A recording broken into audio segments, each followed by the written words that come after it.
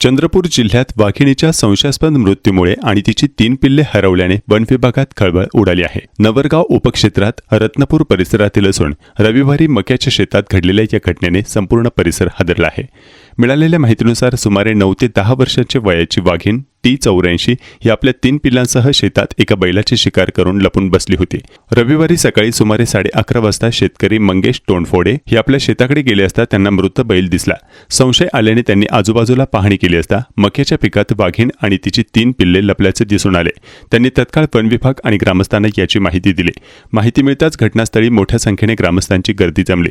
वाढता गोंधळ, आरडाओरडा आणि अफरातफरीमध्ये वाघीण आपल्या पिलांसह सुरक्षित ठिकाणी जाण्याचा प्रयत्न करू लागली।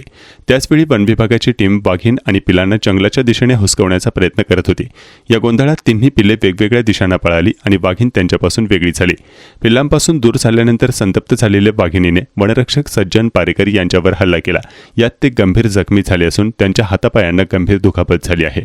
प्राथमिक उपचारानंतर त्यांना सिंदेवाही मार्गे जिल्हा रुग्णालय चंद्रपूर येथे दाखल करण्यात आले असून त्यांची प्रकृती गंभीर असल्याचे सांगितले जात आहे। हल्ल्यानंतर वाघीण रत्नपूर शंकरपट मार्गाजवळील दामोदर लोधे यांच्या धानाच्या शेतात जाऊन लपली। दरम्यान परिसरात मोठी गर्दी कायम होती। घटनेनंतर सुमारे 1 तासाने दुपारी 1 वाजता तीच वाघीण मृत अवस्थेत आढळून आली। वाघिणीच्या मृत्यूचे कारण अद्याप स्पष्ट झाले नाही। वन विभागाच्या माहितीनुसार शवविच्छेदन अहवाल आल्यानंतर मृत्यूचे खरे कारण समोर येईल।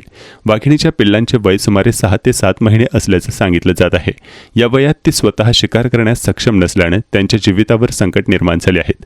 वन विभागाने वाघिणीचे शवविच्छेदन करून अंतिम संस्कार केले असून प्रकरणाचा तपास सुरू आहे। दरम्यान ग्रामस्थांमध्ये भीतीचे वातावरण पसरले आहे।